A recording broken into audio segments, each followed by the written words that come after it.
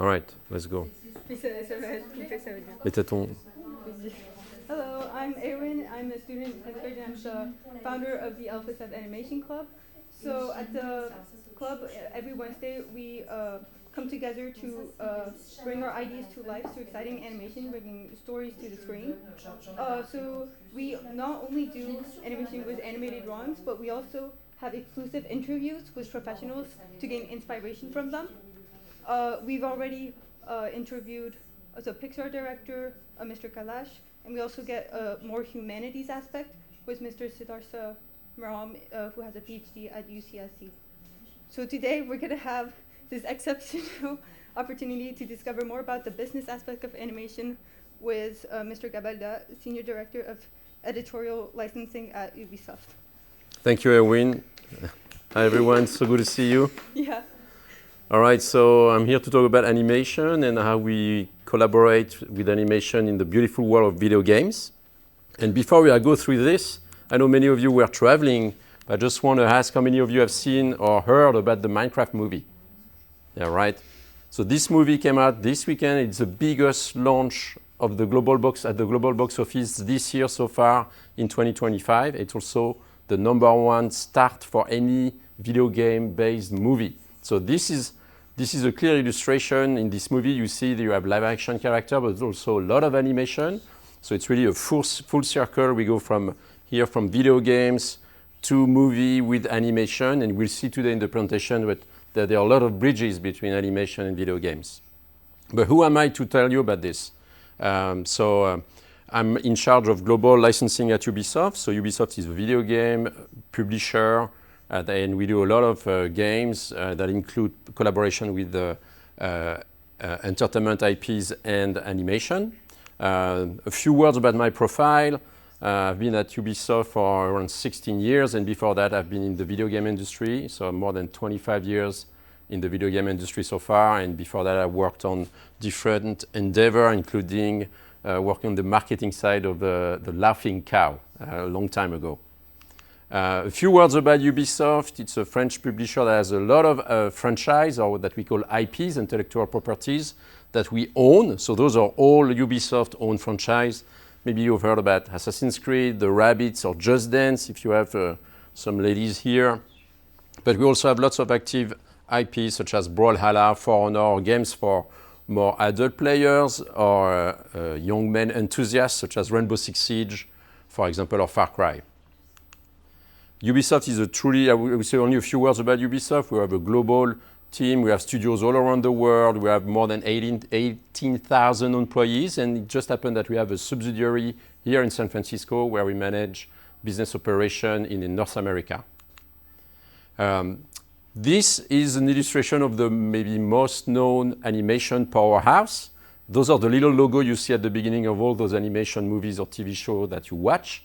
I thought it would be fun to do a little quiz, and maybe what I suggest, I will tell you a name of an animation franchise. You raise your hand and you try to guess who makes those animation movies or franchise. Okay, shall we play? So if I say Shrek, who knows where Shrek made? Okay, Paul? Sorry? DreamWorks, yes, that's correct. If I say Despicable Me, Temis? Illumination, yes, that's owned by NBC Universal. If I say Princess Mononoke, maybe you guys don't know that. Yes? Studio Ghibli, good job. If I say Spider-Man Into the Spider-Verse? It's more tricky, yeah?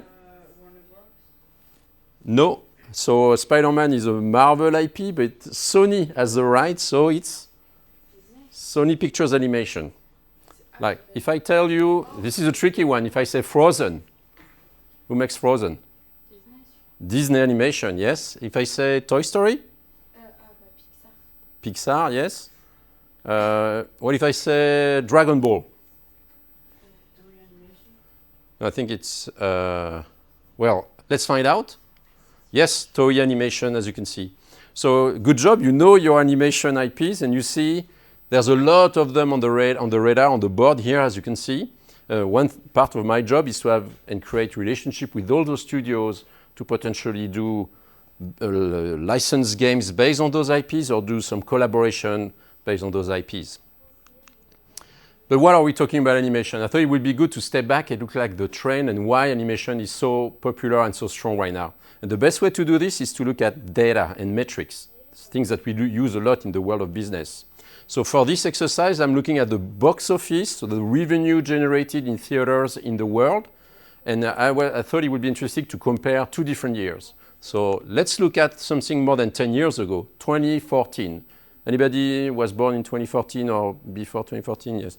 So here you can see the top grossing movies in the world in the year of 2014. So the way you read this, there's Transformer, Edge of Extinction, did 1,000 million, so that's $1 billion at the box office.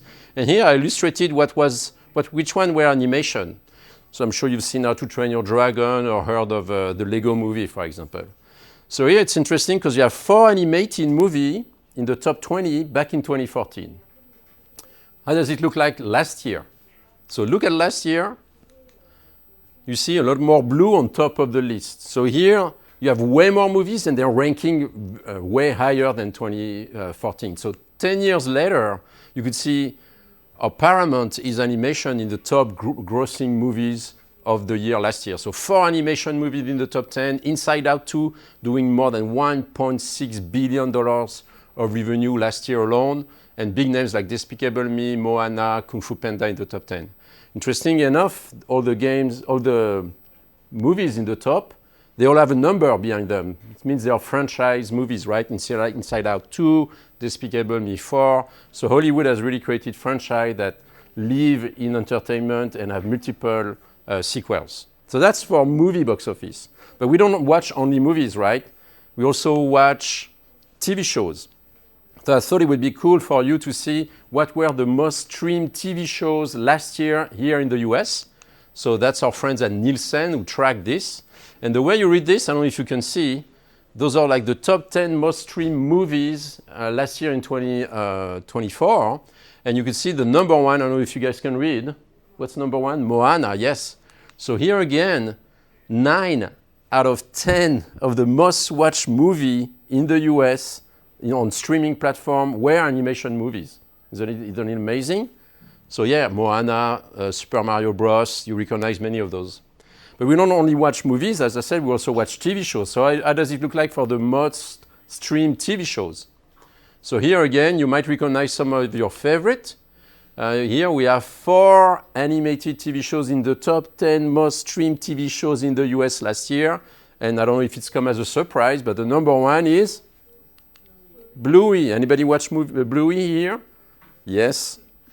This is a tremendous show that's taken the world by storm. If you haven't watched it, I highly recommend. It's not only cool for 4 years old, but it's also very good at all ages. So, top movies, top TV shows. This was only in the US, but we also have stats that look at global demand for TV shows. So here I thought it would be interesting to share those stats with you. So there are stats that track the shows that create the most buzz online in the world. And here there were 16 shows in the top 50 last year that were animated shows. And here we're going to look at those shows. As you can see, you might have seen some of them. Those are shows not only for kids, but really for all audiences. And you have shows like Has Been Hotel, Jujutsu Kaisen, My Hero Academia that made it into the top. Here you see a lot of shows that we haven't seen in the previous charts, which are shows coming from Japan, anime such as, again, Jujutsu Kaisen, My Hero Academia, or Attack on Titan. Yes, anime 30 years ago were a little bit niche, and now they really became really mainstream. So that's for the quick review of animation. So if we step back and summarize, now among the top movies at the box office, you have way more animated movies than in the past. Animation, TV shows, and movies are among the most watched and streamed and in-demand content in the whole world. So there's a lot of demand and jobs for people who work on animation right now, more than ever before. Now, if we go back to my field, which is video games, I'm going to tell you a little bit more about what the things that we do. So at Ubisoft, I discussed some of the games that we own and the franchise that we do, but you also do licensed games. So what is a licensed game? Is when you do a partnership with an external franchise to sign a deal that allows you to make a video game based on this franchise. So you see many examples here. You have TV shows, you have famous movies like Avatar or Star Wars or series like Star Trek. But here you can also see some that are based on animated content. So with South Park and Invincible, for instance. So yes, we did a long-term partnership with our friends at South Park. So I'm the one who recommended to do those games back in the day at Ubisoft. So we work with the creators of the show, Matt Stone and Trey Parker, to create those games. We did 3 games, so 2 PC console games. I will say only the word of the first one, and you can guess how you pronounce the second one. So South Park, The Stick of Truth, the sequel, and South Park Fun Destroyer. So here, one of the key things that we try to do, the key strategy is to make those games really authentic to the franchise, to the animated show. I don't know how many of you have watched South Park before. Raise your hand. Well, none of you is 18, so you should not have, but yeah, that's okay. So what I propose is that we have a quick look at the trailer of the mobile game that we announced back in 2017, and I hope you'll see how we work hand in hand with the creators of South Park to make this trailer for a mobile game as entertaining and close to the show as we can. Let's have a look. Use it as a telephone. You use it as a camera. It's your music player, your flashlight, calculator, and GPS navigation device. But now, finally, the most high-tech company in the world has unlocked the mobile phone's true potential so that it can do what it was truly meant to do. We are playing Cowboys and Indians.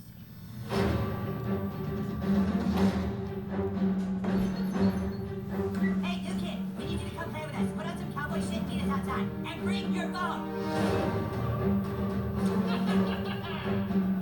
Whoa, we're playing Cowboys and Indians, dickhole. Inuits are technically Native Americans. This new kid puts me to shame.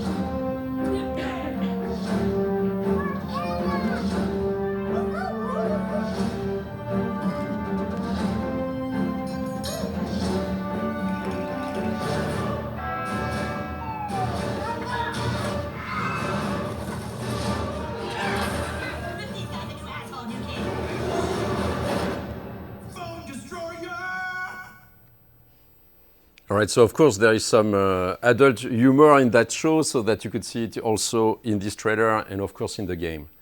One of the other collaborations that we've done, which is more recent, is based on this animated TV show called Invincible, which is the #1 animated show on Amazon Prime and was #1 show in the world back in March 2025. I don't know if any of you have heard or seen this show. It's really a superhero animated show, mostly for adults. And so it just happened that we created a partnership with Skybound, the company behind this show, and we launched a mobile game last year. I suggest that we watch the trailer right now.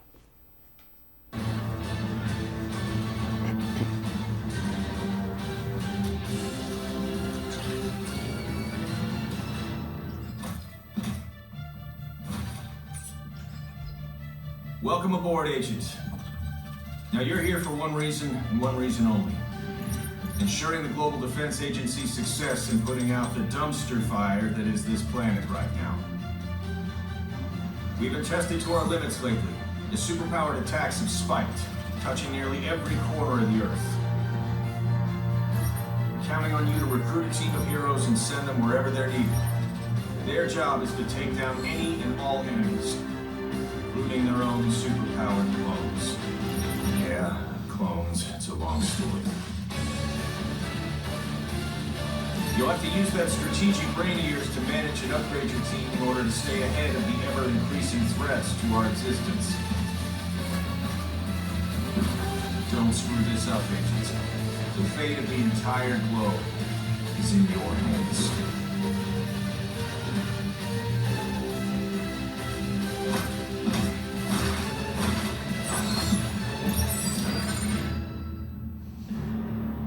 So of course, if you know the show or read the comics, you would recognize all the characters, the plot, and all the references that we put into that game.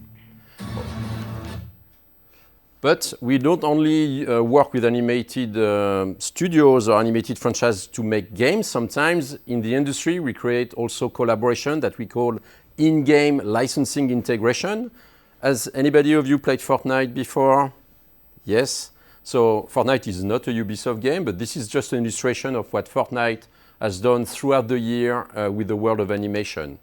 You might recognize a lot of those that if you play the game, right, they're mostly doing skins that you can buy in Fortnite based on iconic characters from the pop culture, and they have dozens of characters coming from the world of animation. Here you recognize some of them that I discussed Dragon Ball earlier, but there's way more than this, as you can see, with, for example, Attack on Titan, the Ninja Turtles, franchise from the world of anime, and the recent show called Kaiju number 8, for example, or bigger like classics like Naruto, My Hero Academia, or even Spider-Man. So Fortnite has been doing this for years, but so have we at Ubisoft. Oh yeah, funny story. Today, Fortnite just announced a new collaboration with the animated IP. Paul, are you... Sorry? Sabrina Carpenter was last week, and yes, you're right, you follow your Fortnite, but she's not really from the world of animations, but they just announced one earlier today. So I'm going to let you show the trailer, maybe some of you will recognize the IP.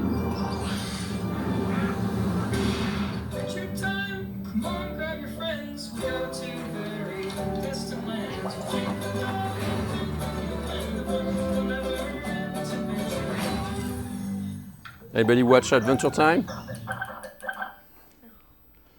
All right, so yeah, they just announced a collaboration with Adventure Time. It's cool, but if I may say so, at Ubisoft, we worked with Adventure Time more than 5 years ago already to integrate those characters in some of our games.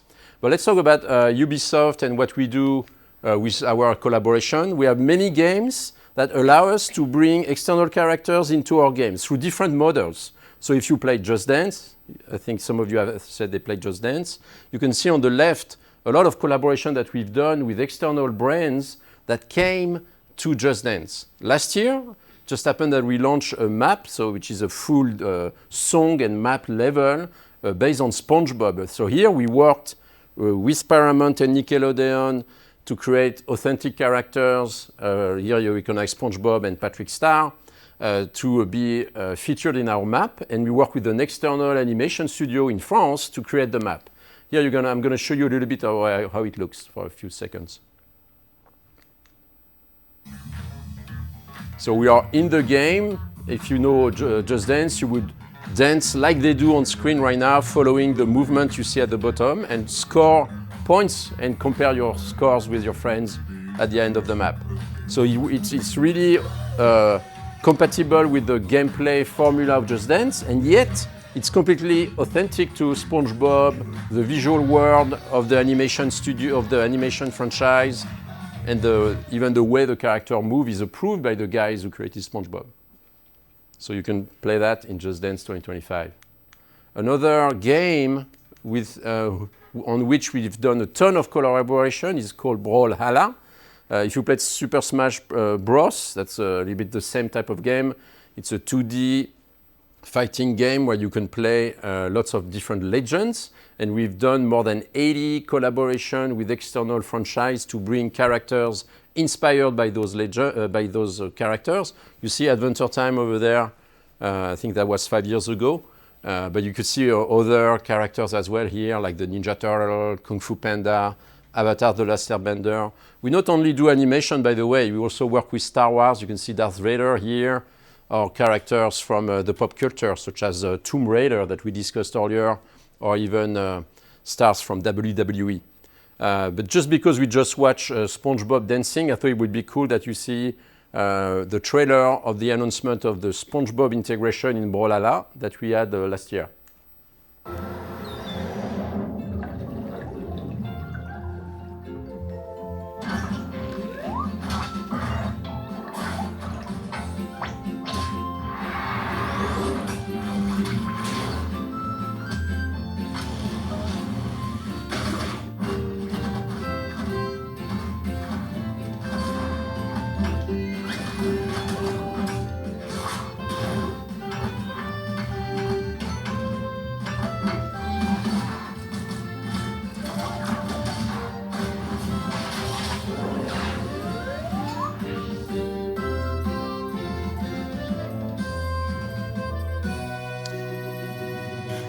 So when we do those collaboration, of course, we have the character really look like the one from the show, but even the music that we created for this trailer is a reference to the music you would hear in Spongebob, and of course all the visuals, background are really created in collaboration with Nickelodeon to make it as authentic as we can. Those are games that are compatible for kids, but you also have games that we discussed that are more for adults, and so is the case of Rainbow Six Siege, which is our multiplayer first-person shooter that is rated M for mature. And in this game, you play operators who fight in a map. And for that game too, we've done a lot of integrations and collaboration. You can see on the left some of the cosmetic that we sell into our game, pretty much like Fortnite. Our operators, they play the same, but they look with a totally different style. And it just happened that one of our most successful collaboration is actually what we've done with Rick and Morty, which is one of the top animated TV show for adults, where we had cosmetic inspired by the characters from Rick and Morty. And when we released the content, we made a very cool trailer that mixed animation from the show and visuals from the game that really illustrate the skins that we are selling into the game. So let's have a look.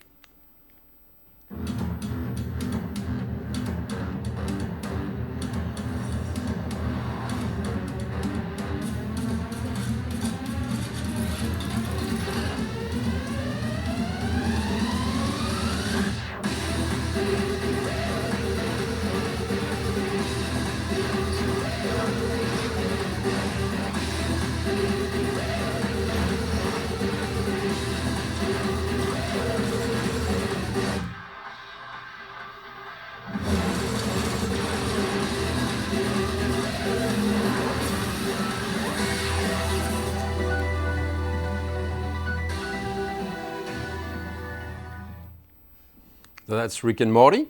And one, maybe last one I wanted to draw to your attention. Again, we discuss Adventure Time. So we work with Adventure Time on different games, on two games. One was Brawlhalla, and the second one was Immortals Fenyx Rising, which is an open world game where you play a character in Greece, in ancient Greece. And for this, we did the same cosmetic inspired by Adventure Time that you can see at the bottom right corner. But we also did a very cool marketing asset, which is a trailer where we work with the animation team that makes Adventure Time to create the trailer of the collaboration. So what you are going to see is actually Finn and Jake, the heroes of Adventure Time, in their iconic animation style, who just happen to arrive into our game and interact with character from the game, including a boss, you will recognize the enemy, and also the hero of the character. So it's really when the two worlds collide in a narrative way, in the same way in the production side as we work with the animation team that makes Adventure Time. I've never seen this part of the Candy Kingdom before.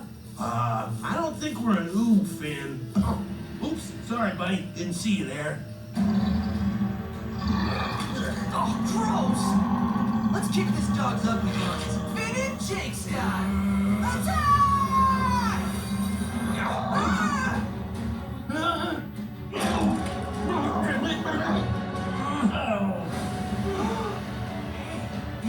Is that Marceline? Nah, it's some other high-flying action lady. Here we go again.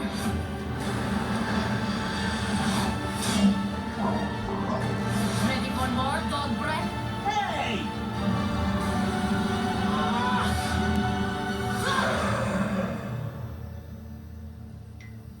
Huh?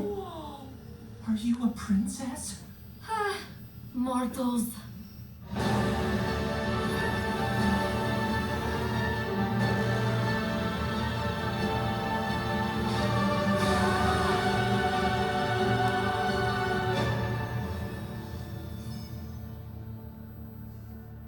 Of course, you recognize the voice of the talents from the show that we work with for this trailer. So it's really like the full circle from the earlier trailer we discussed with the Fortnite and how we work with those partners for this video game. So that's it for all the examples I wanted to discuss. I just wanted to add one element because that's really what's changing everything in the industry right now, which is artificial intelligence. So even if we have not seen anything in the content that I've presented was based with or worked on artificial intelligence, there are new tools now that allow animators, video games makers to improve and go faster on the way they work using artificial intelligence. And I thought there was no better example than a very recent video that we've seen online of a guy by himself who used AI to change or to adapt the trailer of Lord of the Rings, the Fellowship of the Rings, in a style of animation based on the Ghibli Japanese style. So I suggest that we just look at this video. I think that's, if you want to work in animation or anything for that matter, I think your generation has to learn how to optimize and work with AI, because this is really going to change the work as we know it.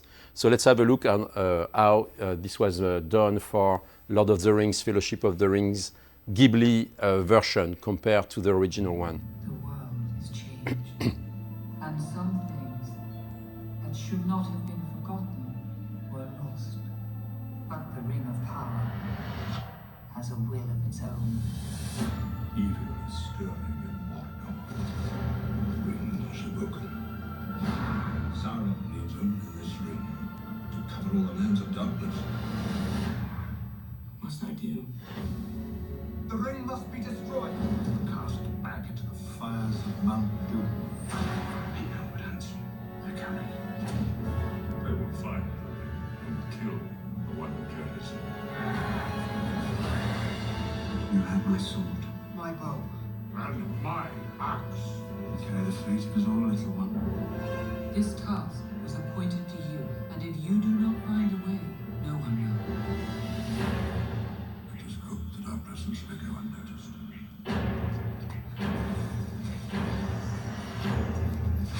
They are coming.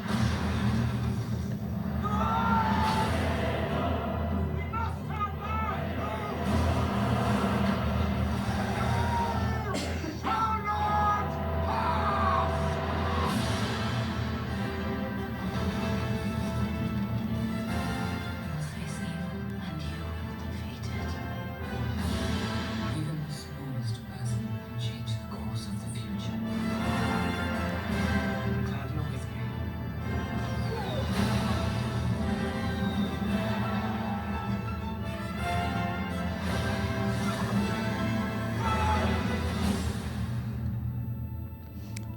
So doing what we've seen on the left in the past should have taken months and millions to do animation and a full team. And because of AI, one guy did it like in a week. So this is really going to change things. So that's the end of this presentation. I really recommend, if you're interested in animation, the business of Hollywood, or video games, that you start subscribing to some of those channels or read some of those websites. If you like animation and visual effects, I highly recommend the Corridor Crew YouTube channel. They have very fantastic behind-the-scene videos on how they make people make animation and visual effects. They have a very good one about Wallace and Gromit.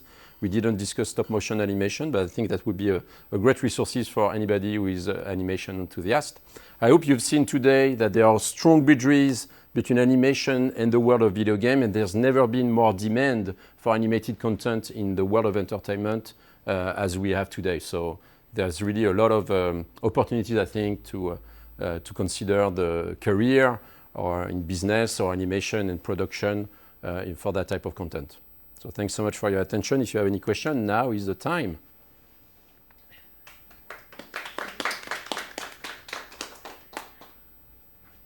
Temis. For all the trailers, is it the animation studio of the show that animates it, or is it a team at Ubisoft that does it? So all the except for the Adventure Time trailer that we've seen for Immortals Fenyx Rising, all the trailers are made by Ubisoft or agencies working for Ubisoft. Sometimes we reuse some of the animation of the shows, like you've seen for Rick and Morty and Rainbow Six Siege. But for example, all the Brawlhalla trailers that include 2D animation, as we've seen for Spongebob, are done by our teams in Atlanta that work on Brawlhalla. They do have, by the way, people who used to be animators for Pixar who work for in the video game studio. And how do you choose who you're going to partner up with is it a creative decision or is it more for marketing reasons, like the type of shows that work best? So we have a lot of criteria. So we look at the audience. So what is the audience of our game? So for example, Rainbow Six Siege, it is going to be like a 18 years old boy. So then we would look at franchise or animation shows for Gen Z mostly. And here we have lots of tools that track the top animated shows, the top movies, coming movies. So we track and we look at what's performing well. So it's really a fit of audience, growth and size of the franchise, and of course finding a business agreement that's relevant between us and the partner. And that's why we try to create and nurture long-term partnership with all the big actors in Hollywood and in the world of animation, so that when we have an opportunity, we can move this forward efficiently.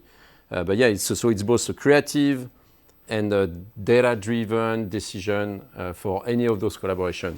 It usually takes us 10 to 12 months to pull off one of those collaborations. It takes a lot of time. And in video games, like when you hear the people like speak, you have to ask the actors to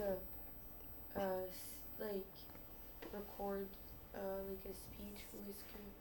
Yes, so many games now, especially big games, have a voiceover. So we work with, so it's not my team, but we have a casting team dedicated to find partnership and sign deals with actors who do not only the English voiceover, but we also have localized talents who do local voiceover. So right now we just released Assassin's Creed Shadows last month that takes place in Japan.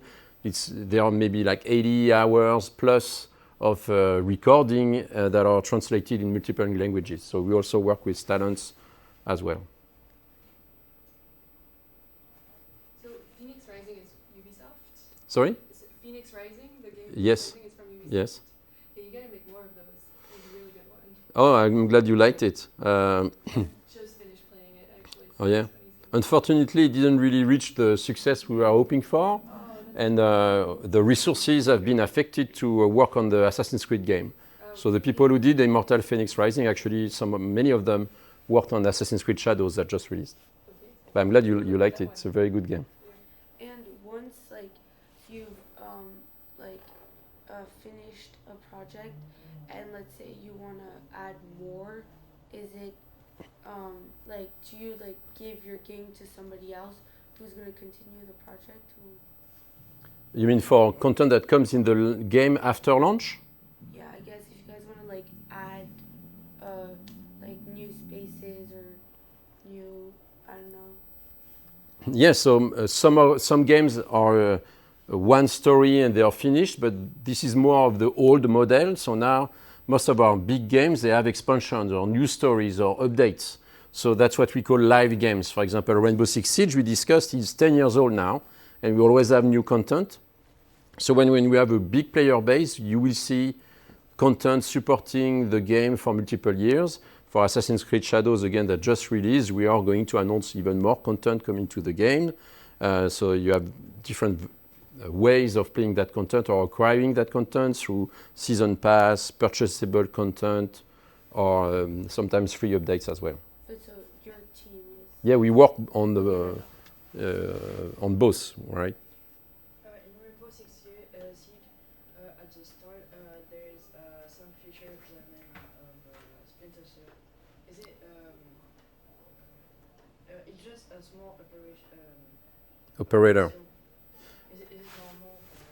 So this is a bit technical for Rainbow Six Siege. Rainbow Six Siege is our most active game. We have more than, I think now 85 million people who play that game, and that's 10 million people every month.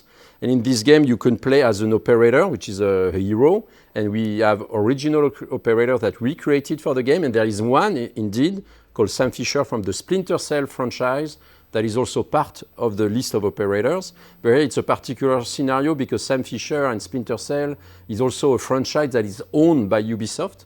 So it's really an internal agreement that we had to bring this character to the world of Siege because he is really relevant to that world as an operator himself.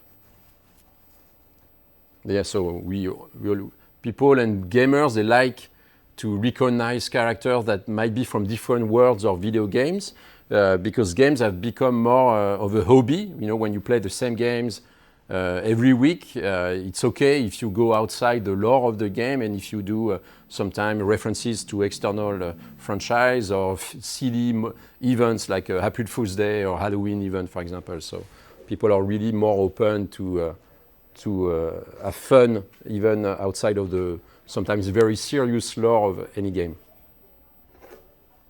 Do you personally play some of those games? And if so, which one's your favorite? Yeah, I've played many games in my career. I played too much of Warcraft 3, which is a old real-time strategy game. It just happened I was part of the team that launched Warcraft 3 and World of Warcraft a long time ago. But yeah, Warcraft 3, I think, and maybe a lot of Call of Duty and Just Dance with my daughter are my favorite. And why are those your favorites? How does that maybe, correlate to the job that you're doing now? All right, so Warcraft 3 is because it's a multiplayer, player versus player multiplayer game. So it's like an interactive game of chess with multiple players. So no two games are the same. So I really like that at the time. I think Call of Duty I played a lot because I played the single player campaign, which is short and quickly finished. So I have this feeling of finishing the story, which is sometimes hard when you have like a 50 hours long game. So, but then I no longer have enough time really to play those games. So, and I guess for Just Dance and Warcraft, it's that the social experience of interacting with other human beings through a game that just happened to be, this or that, or Fortnite or something. It's just, again, a hobby where you have fun with your friends. Eowyn, maybe you wanted to say a final word? Okay. Unless there is any more question? No? Okay, so thank you. This is the end of the interview. Thank you so much for being here. I think we can all say that we learned something. It was very interactive and you gave a lot of examples. Thank you. I think we can all clap for him. Thank you. Yes? Okay. So I'd like to thank you. I'd also like to thank everybody who was here to attend him. I would also like everyone who helped for this project, so the communication team, Mr. Sarnti, Madame Rodriguez, Madame Galisso, and thank you all for being here. Yeah, and a big kudos to Eowyn for organizing this event. It takes courage to reach out and organize such a thing, so good job to you, and please give a big clap, a round of applause to Eowyn. Thank you. Thank you. All right, that's a wrap. Thanks so much for coming, Temis and